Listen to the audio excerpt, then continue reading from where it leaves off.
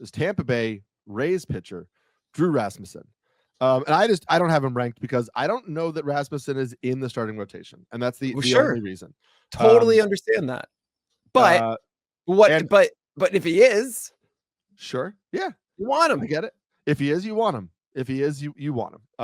Right. I think they have a glut of starting pitchers right now, and he has a long track record as a well above average to borderline very good reliever.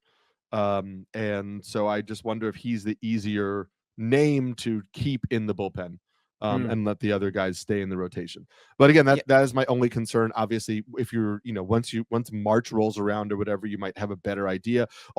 Earlier than that, depending on like if the Rays go out and sign another starting pitcher, like if that rotation gets muddled even further.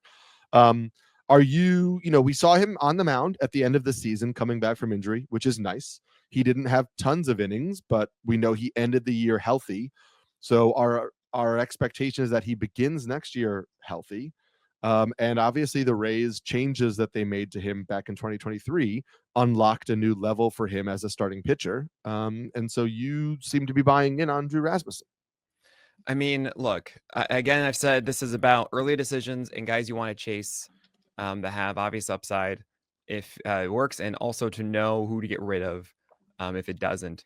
I really wrestled with this one a ton, and at the end of the day, Drew Rasmussen as a starter has been amazing. Actually, since 2021, really in only 15 innings as a prospect. So his chips, that is his career high ignoring prospect status, or essentially of ERA, was 2.84. His career high ignoring prospect status of WHIP is 108. That's for 4 years and over 200 innings, like 250 innings. That's insane. That's actually wait that's not that's bonkers. So what does he do? Drew Rasmussen throws cutters that are really hard to hit constantly.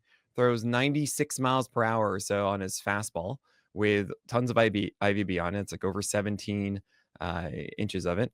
A good slider as well. A sinker that's tough to hit.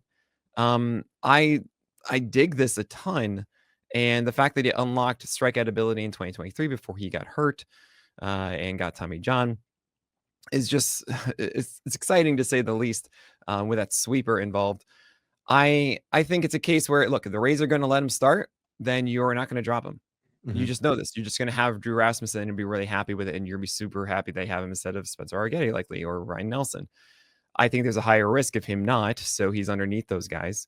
But he's the ultimate pick that I would go for just because you know to drop him.